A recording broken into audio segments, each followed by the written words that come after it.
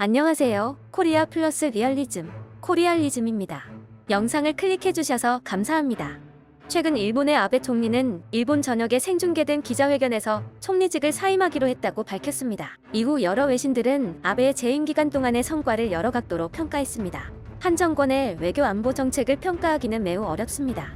첫째, 외교 안보 정책은 국가 간의 상호작용 속에서 실시되며 어느 한 나라의 단독 승리나 패배로 연결되지 않기 때문입니다.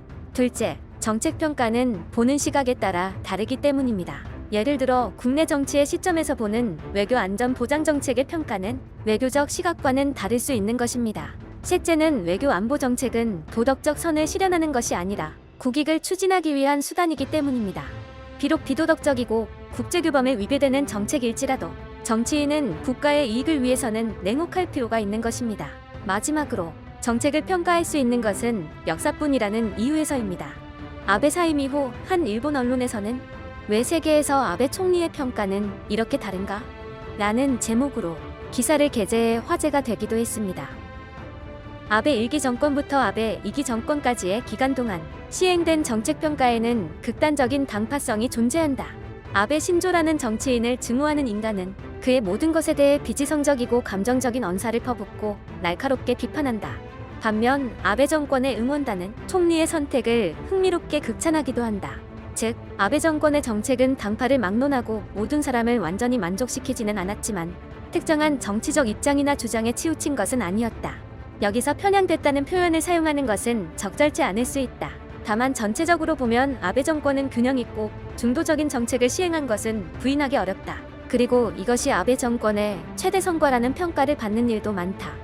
라며 이 일본의 언론사를 비롯한 여러 언론사는 아베 정권의 외교 정책을 긍정적으로 평가하기도 했습니다. 하지만 최근 외교 전문지의 양대 산맥으로 불리는 미국 카네기 국제평화재단이 발행하는 외교 전문지인 포린 폴리시가 아베 총리의 업적을 비판적으로 평가하기도 했습니다.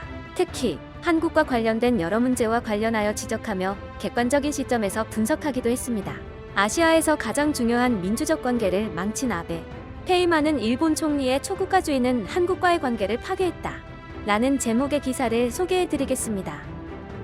건강상의 이유를 들어 사의를 밝힌 아베 신조 일본 총리의 대외 정책에 대한 평가는 대체로 긍정적이었다.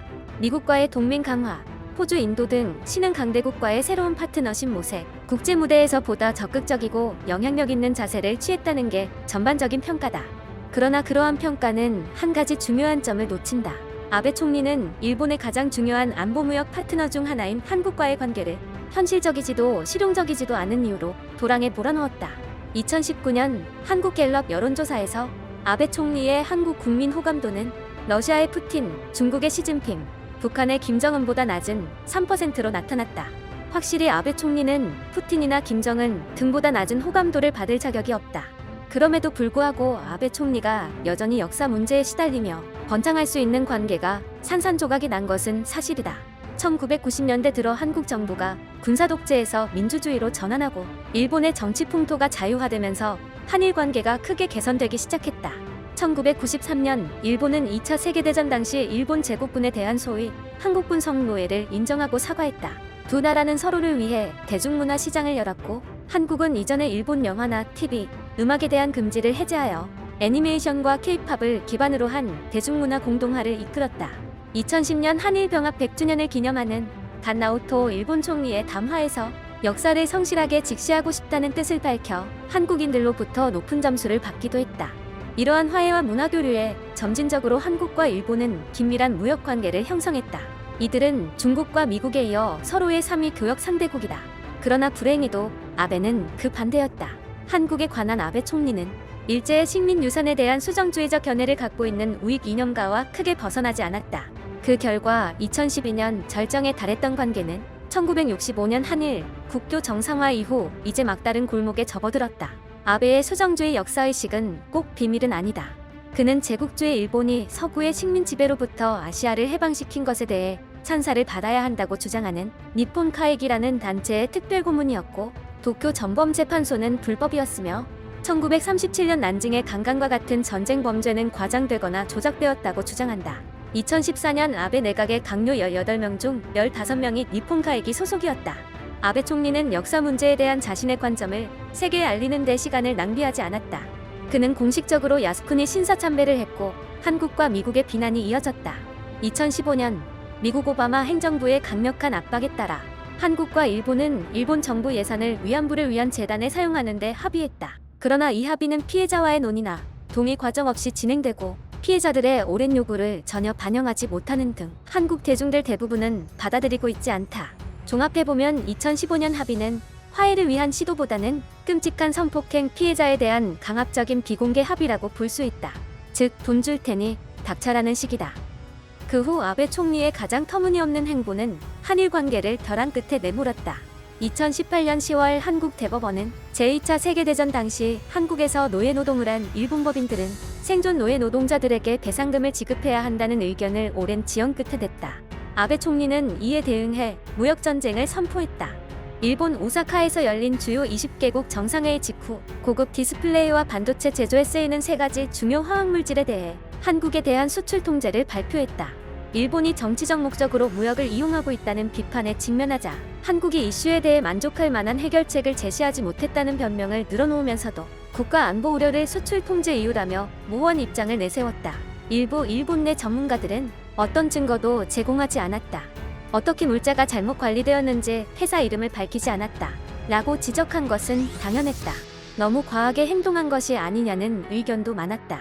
아베 총리의 무역전쟁은 의도된 결과조차 얻지 못했다.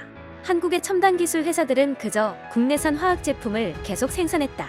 한국 대기업들이 일본 기업들에게 한국의 새로운 공장을 열도록 설득하기도 했다. 실효성과 무관하게 아베의 무역전쟁은 큰 선을 넘었다. 그것은 정치와 경제 협력 사이의 방화벽을 해체했다. 지난 수십 년간 일본과 한국의 경제는 양국이 통합된 공급망을 형성하면서 함께 성장했다. 하지만 삼성, LG, SK 등 한국 굴지의 기업들이 이미 일본 밖으로 소식 전환을 시작했으며 앞으로도 그럴 것이다. 한국 국민이 일본 보이콧으로 이어지면서 코로나 바이러스 대유행 이전에도 일본을 찾는 한국인 관광객은 2018년 48%, 2019년 58%가 감소하는 등 큰 타격을 입었다. 과거 실용주의적인 일본 지도자는 한국에 대한 한국의 중요성을 인식하고 가시적인 이익을 위해 사소한 자부심을 버렸었다. 유럽에서는 독일의 역사적 잔악행위에 대해 너무 겸손한 자세를 취해 유럽연합에서의 지도적 역할에 대한 불만이 거의 없다. 일본도 똑같이 할 수 있었지만 아베 총리는 재임 기간 내내 가장 얄미운 일본 제국주의의 부끄러운 역사를 희화화했다. 자신의 가장 가까운 이웃과의 자유민주주의와 주요 경제군사력 파트너십을 불필요하게 훼손했다. 중국의 신선한 권위주의적인 변화를 고려할 때 이것은 가장 강력한 동아시아 국가들 간의 무의미한 불화를 심은 심각한 실수로 기억될 수 있다. 외교안보 정책은 과거에서부터 이어지고 있는 것이기도 하고 당장의 결과를 판단하기도 어렵습니다. 따라서 임기가 끝난 뒤에도 여파가 남기도 합니다.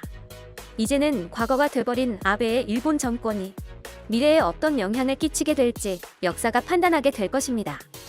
여러분들은 어떻게 생각하시나요? 댓글로 의견을 남겨주세요. 코리알리즘은 더 좋은 내용으로 다시 찾아오겠습니다. 구독과 좋아요는 정말 큰 힘이 됩니다.